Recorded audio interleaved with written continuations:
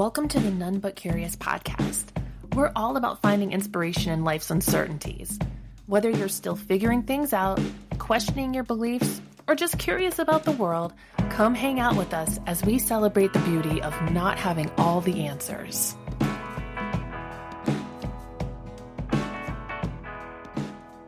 Hey there! Welcome back to None But Curious. I'm sniffling my way through today's episode thanks to the delightful surge of tree pollen currently wreaking havoc on my sinuses. My eyes are on fire, but my heart's all in, because even while they're waging a pollen war, trees still feel like old friends to me. Today we're turning our attention to something both grounded and transcendent, sacred trees. Across time and culture, trees have served as symbols of wisdom, life, connection, and the divine. From the Norse world tree Yggdrasil to the Bodhi Tree under which Buddha attained enlightenment, these leafy giants have stood as bridges between worlds, rooted in the earth, reaching toward the sky. In this episode, we're venturing deep into the mythic forest, tracing the roots of sacred trees across stories, traditions, and ecosystems. We'll dig into why so many cultures have seen trees as spiritual anchors, what their stillness and resilience can teach us, and how these leafy elders connect the visible and the unseen. So grab a drink, or maybe a tissue or two, settle in, and let's take a closer look at the wisdom trees offer us. Let's start with the big question. Why have trees held such a central place in mythology across so many cultures?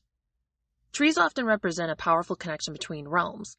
In mythologies around the world, trees function as cosmic pillars, linking the heavens, earth, and the underworld.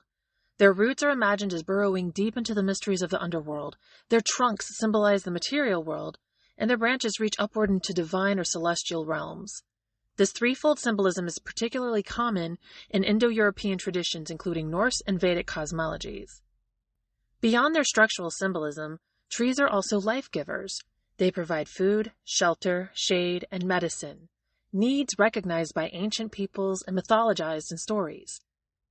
In this way, trees become sacred not only because of their function, but because of their constancy, endurance, and presence. Their seasonal cycles, budding in spring, growing through summer, shedding in autumn, and lying dormant in winter, made them natural metaphors for the cycles of birth, death, and rebirth. This symbolic resonance is deeply embedded in cultures that observe the turning of seasons as a spiritual rhythm. Trees have also come to embody patience, rootedness, and wisdom. In traditions from Taoism to Druidry, their stillness and slow growth offer lessons about presence and perspective, traits highly valued in spiritual practice. Now let's explore some specific sacred trees and what they represent in their cultural contexts. In Norse cosmology, Yggdrasil is the Great World Tree, a massive ash tree that forms the backbone of the universe. The Prose Edda, a 13th century Icelandic text by Snorri Sturluson, describes Yggdrasil as connecting all 9 realms, including Asgard, home of the gods, Midgard, realm of humans, and Hel, the underworld.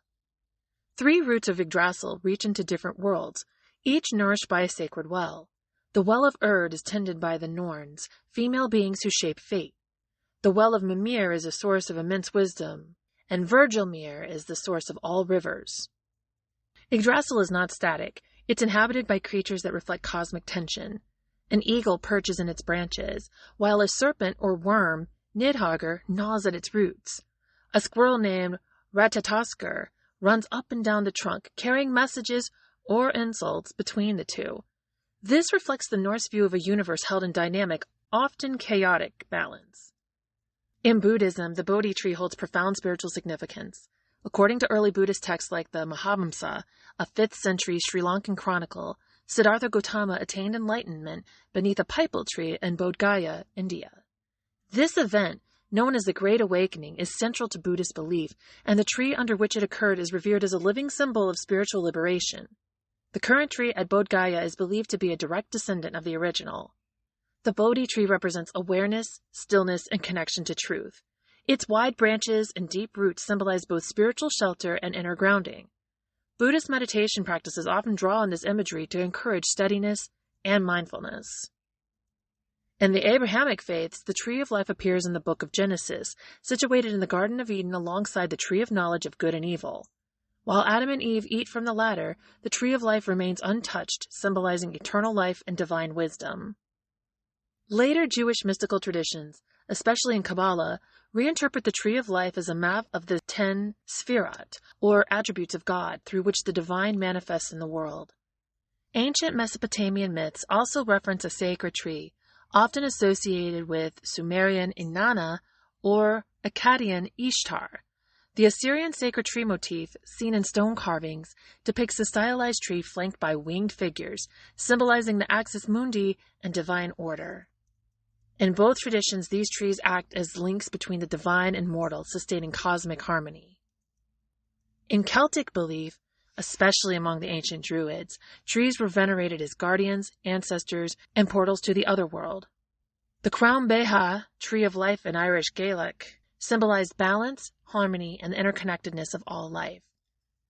The Celts would often clear land for a new village around a central tree, which served as a spiritual hub. Cutting down an enemy's sacred tree in warfare was considered a severe blow to that community's spirit and power. The tree of life is often depicted with roots and branches forming a circle, highlighting the belief in eternal cycles. According to early Irish legal texts and mythologies, such as the Book of Invasions, trees were also classified into sacred hierarchies, each linked to specific elemental energies or deities.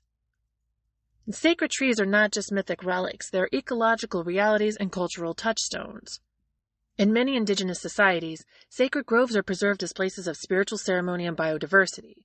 For example, in parts of West Africa, India, and the Pacific Islands, these groves serve as sanctuaries for rare species and are maintained through community-based spiritual stewardship.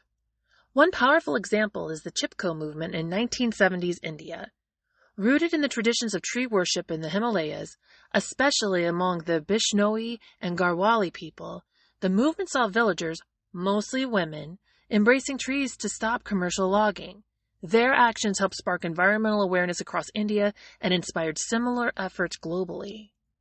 Modern ecological practices like forest bathing, or Shinrin-yoku in Japan, or the protection of ancient trees show that the reverence once rooted in mythology now overlaps with science and conservation.